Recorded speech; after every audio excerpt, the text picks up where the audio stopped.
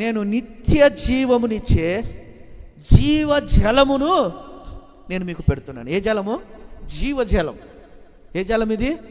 జీవజలం. జీవాన్నిచ్చే ఆహారము, జీవాన్నిచ్చే జలము దేవుడు ఆ తొట్టిలో ఉంచాడు. యేసుక్రీస్తు బాలుని రూపంలో ఆ తొట్టిలో పెట్టాడు.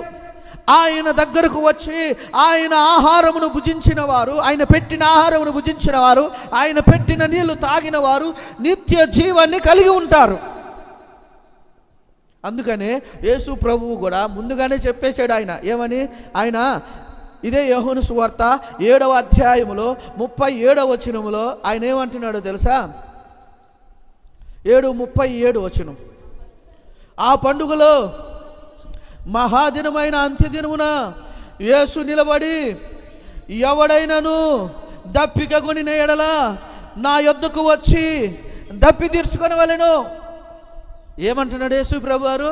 ఎవడైనను దప్పిక కొనిన ఎడల ఎక్కడికి రావాలంట? యేసు ప్రభు దగ్గరికి రావాలి. ఇప్పుడు నీ ఆత్మీయ జీవితంలో నీవు దప్పిక కొనకూడదు. నీ ఆత్మ జీవజలమును తాగేదిగా ఉండాలి. నువ్వు నీరు లేకపోతే ఏ విధంగా బ్రతకలేవో నీ ఆత్మ కూడా అంతే కదా. అవునంటారా కాదంటారా? నీరు లేకపోతే ఈ దేహం ఏ విధంగా చచ్చిపోతాదో నీ ఆత్మ కూడా అంతే కదా. నీ ఆత్మకు ఆహారం ఎంత అవసరమో, నీ శరీరమునకు ఆహారము ఎంత అవసరమో, నీ శరీరముకు నీరు ఎంత అవసరమో, నీ ఆత్మకు కూడా నీరు అంతే అవసరము కదా. నీ ఆత్మకు